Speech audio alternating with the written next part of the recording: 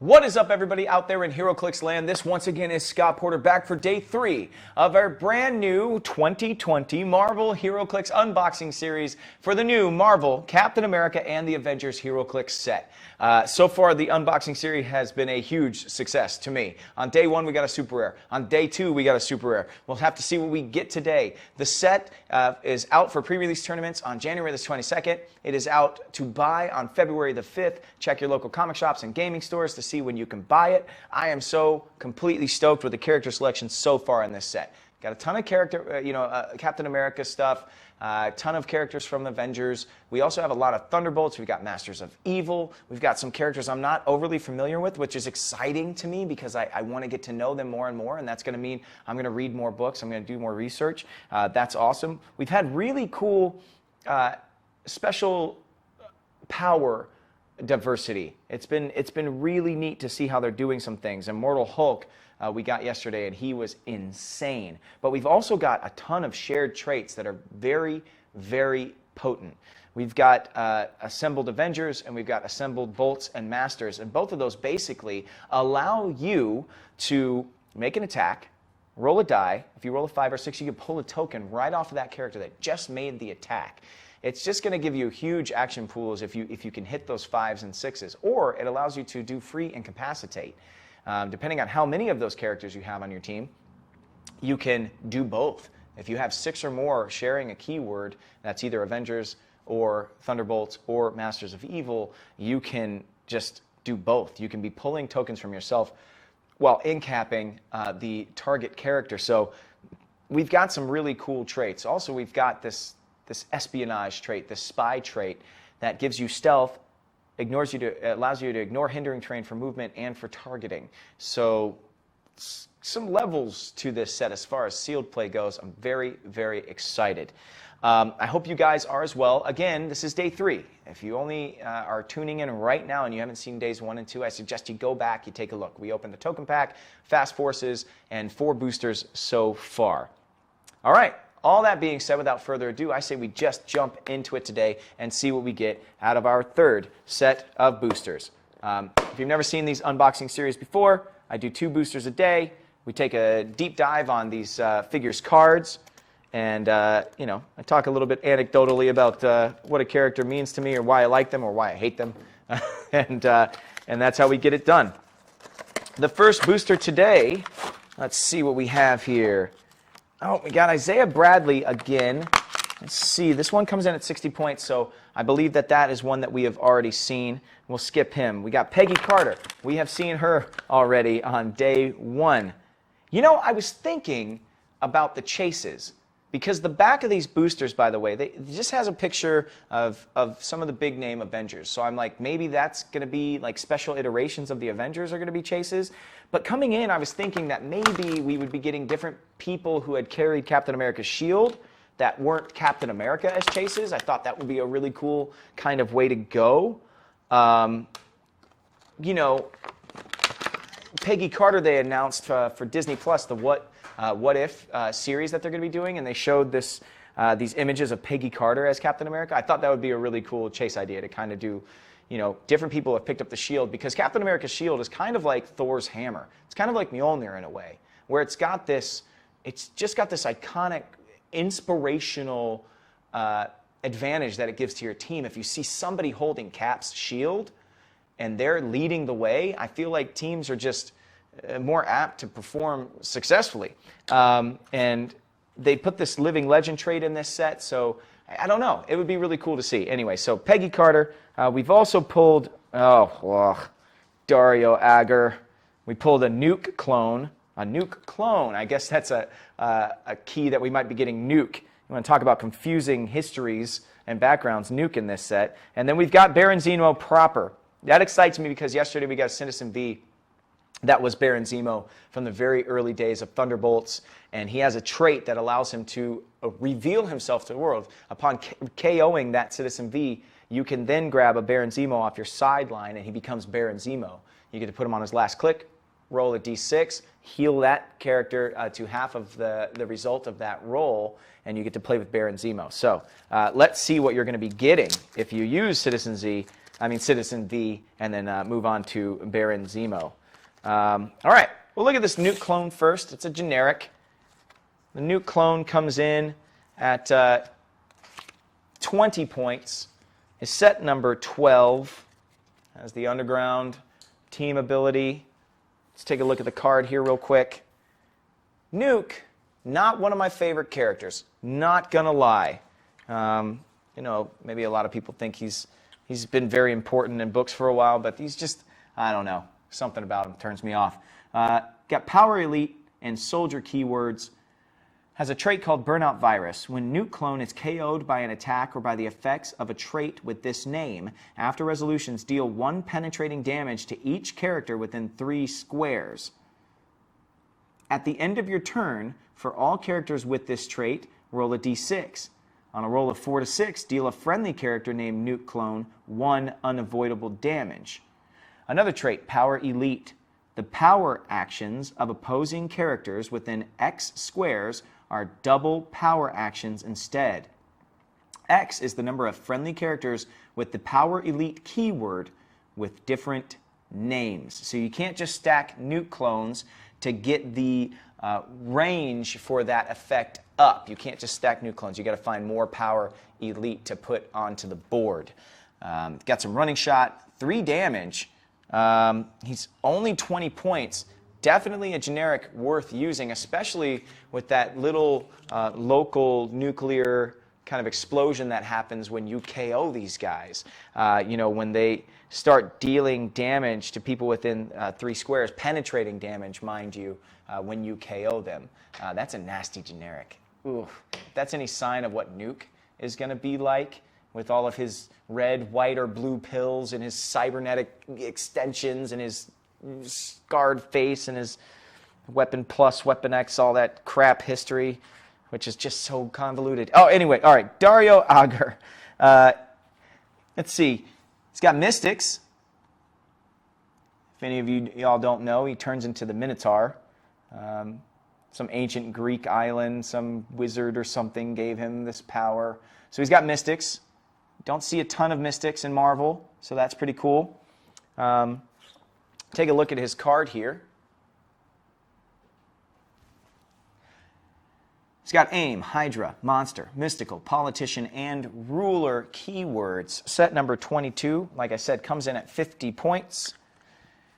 Has a plus 25 point trait that you can choose to use called the Legacy of Minos. Shape Change. If Dario Agar would be KO'd, instead replace him with set number 27 Minotaur on its last non-KO click, then roll a d6 and heal him equal to half the result, protected against Pulse Wave. Has a special damage power and endless supply of resources with Outwit, Probability Control. Opposing characters within 5 squares cannot use team abilities. Wow, within 5 squares. That's pretty wicked. All right, here we go. 4 clicks, not so bad. It's got that special damage power all the way down his dial. Has Mastermind, of course. Wow. Yeah, so Minotaur's in the set. We know that now. And this is even more of that I KO'd a figure, and yet that figure is not off the board. You just can't trust KOing a figure anymore. You can't trust dials like you were used to in the days past, in the gone days of HeroClix, where if I KO your figure, it's gone. It's off the board. It's not coming back. No, now you've got Citizen V turning into Zemo. You've got Dario Agar turning into the Minotaur. You've got oh God, the Immortal Hulk just not leaving the board ever. Man, it's a dangerous game out there. You've got to be very careful who you choose to KO and when. All right, let's move on to Baron Zemo. Speaking of a character that just won't die. There you go. Actually, wait a minute. This Baron Zemo does not look like Helmet. This Baron Zemo looks like Heinrich. You can tell by that hood. That hood got glued to his face. There's this silly storyline back with Heinrich Zero with Adhesive X. It was like this deadly compound that there was no way to break the compound of Adhesive X Paste Pot Pete, but whatever his name was. It was involved. Captain America. It was like this big, huge thing. But Heinrich Zero, that hood never came off because that adhesive got stuck up in his head. He had to eat by IV for the rest of his life. He could magically still hear, see, breathe, but couldn't eat because he had no mouth hole, and you couldn't cut one in there because it was impenetrable, this adhesive X. So I believe that's Heinrich Zero. You could tell by the way he looks. And if we do look at his card, it is Heinrich. It is whatever, the 12th in the line of Zemos or whatever it is. I think Helmet Zemo's like the 13th or whatever. Masters of Evil, Past, Scientist, and Soldier. 60 points, has the Masters of Evil team ability, of course, because that's Zemo's face. You've got Assembled Bolts and Masters, that shared trait. You've got Captain America, My Mortal Foe as a trait. Opposing characters that can use leadership or combat reflexes modify attack by -2 when attacking Baron Zemo. And then, oh, there you go. Adhesive X, spread across the city and on the heroes, is another trait. When beginning a move, opposing characters modify their speed by -1 and decrease their breakaway rolls by -1 that move, unless they're occupying hindering or water terrain. Watch this, you doomed fools. All right, let's look at the back here. Yep, there you go. 5 clicks. I don't think as dangerous as Helmet Zero will be. That adhesive X is going to be a little bit of a pain in the bottom to deal with. I just laugh at this particular Zemo. I just think it's so funny that he glued his own hood to his face. It's so dumb. It's so dumb. It tickled me a long time ago, and it still tickles me to this day. All right, moving on. So we still haven't seen who Citizen Z, I keep on saying Citizen Z. Citizen V turns into when you use that Zemo that he is allowed to kind of shift into. I want to know how dangerous that combo is going to be. Hopefully we pull a Helmet Zemo at some point in this thing. All right, second pack for the day. Let's see here. Oh, we've got another Iron Man, our third Iron Man, and we've got this shifting focus shared trait for Iron Man in this set. So let's see what kind of Iron Man we've got here. We've also have, Fixer. I think Fixer was Techno. Was that Fixer's other name? I can't remember. Oh, shoot. We got a Prime. I didn't even notice it. We've got Jolt as a Prime there, and her full electric body. Jolt actually started out just as a normal human, and then after her death and resurrection by Techno, came back all like electricity. That is awesome. We pulled Quake, who we've already seen. We pulled a Nuke clone, another one, which we've already seen, but I can start building my Nuke clone army if I really wanted to play with them. And then, like I said, we've got Iron Man there. So there's our figures. He's in his old standard red and gold, not the superior Iron Man armor. Fixer looks pretty cool. I think we'll start there, actually. I think we'll start with Fixer here. Like I said, you need a PhD to keep track of everybody in their alternate code names and who is who in a lot of these Thunderbolts books. Fixer. 50 points. No Masters of Evil team ability posted on the dial here. Comes in at 50 points, and he is also set number 50. He's got Aim, Hydra, Masters of Evil, Shield, Thunderbolts, and Scientist. Has Assembled Bolts and Masters trait, which we've already read today.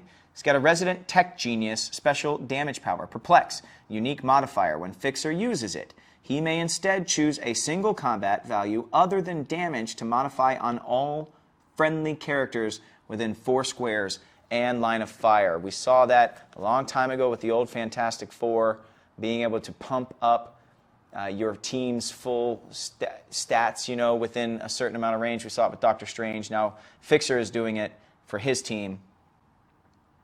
Look at the back of the dial there. A little bit of Force Blast, a little bit of Telekinesis.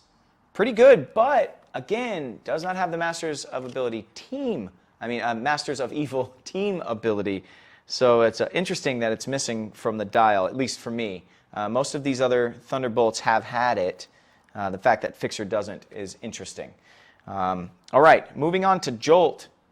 Actually, we'll save Jolt for last. We'll do Iron Man next because we just got a Prime, and the Primes are awesome. This Iron Man comes in at 75 points, just like the other ones. You can take a look at the sculpt there, pretty cool. Take a look at his card now. This Iron Man is set number 19. Has the shifting focus I am Iron Man trait, free if Iron Man began your turn on the map. Replace him with another character with this trait.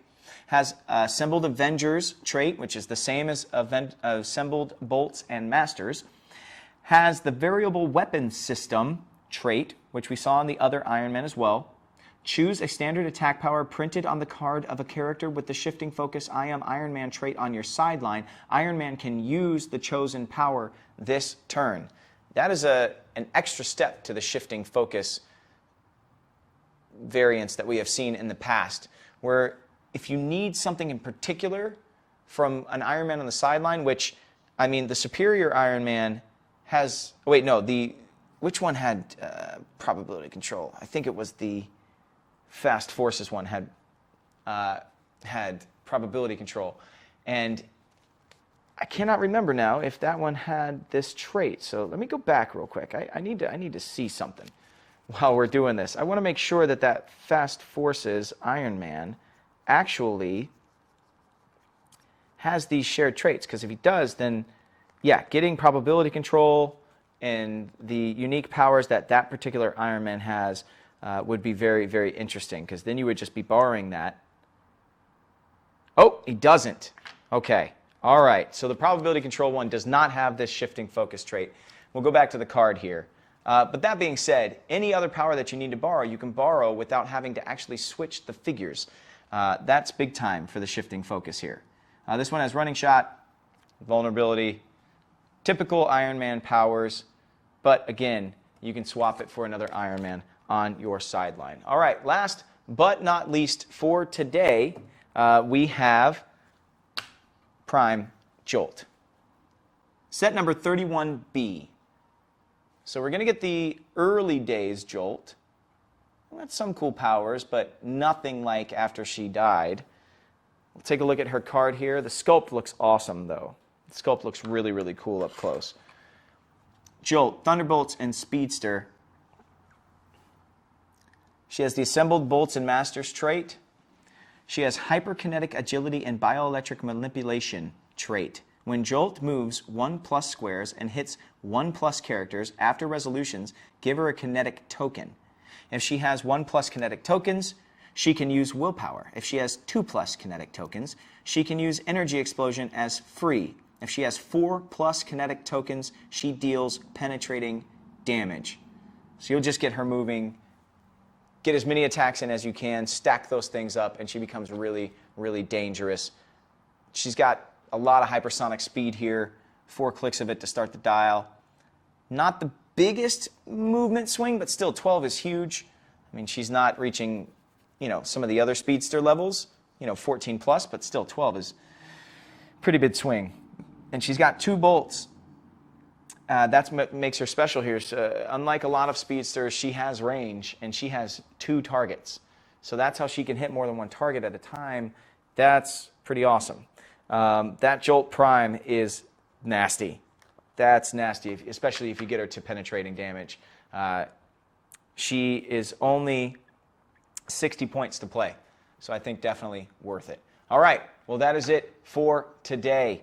Man, there are a lot of words on these cards, guys.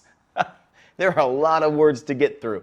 That being said, I'm still very excited about this set. It just might take you a little longer at setup to get familiar with your opponent, their team, your team, and get started. But once you're into it, it's going to be fast and furious. There's a lot of tokens that are going to be pulled, a lot of incap that's going to be cast. There are a lot of figures that are going to be dying, but not really. Haha, just kidding, I'm back. And games are going to be crazy. This sealed tournament for the pre-release is going to be out and out nuts, because everybody's going to be able to form at least some type of theme team, because everything either has Avengers or Masters of Evil or Thunderbolts, usually both of them, Bolts and Masters. So, man, this thing's going to be a lot of fun to play. Again, the pre-release comes on January the 22nd. Check with your local gaming store and comic shop to see when they're going to be holding their particular pre-release. Hit that store up, buy some product, and get playing. The set comes out properly on February the 5th. I cannot wait. We're getting about a month out. Sneak preview of this set. I want to say thank you to WizKids for doing that for us, for allowing me to sneak preview this for all of you guys. I want to thank you guys for watching. I want to thank Hyper RPG Studios for allowing me to come in here and shoot. Check out their channel on Twitch and on YouTube. You know how to find them. Hyper RPG. They have a really cool HeroClix show archived called Indomitable that I was a part of, and it's worth watching as well as all of their current content, which is top notch and really, really cool. That's it. We'll be back tomorrow for day 4. Pulled 2 super rares and a prime. I'm guessing we'll probably get 1 more super rare or a chase. I'm hoping for a chase. We'll see what happens. I don't know what the chases are. I'm putting my money right now on the fact that there's some type of Captain America type of thing. Different characters who have been Captain America, maybe just for an issue here or there, or something along those lines. It would be very, very cool. But who knows? Because I don't. It could just be like master level Avengers pieces. Who knows? We'll find out hopefully later this week. I will see you guys tomorrow. And until I do, may all your rolls be critical hits. 7. Peace.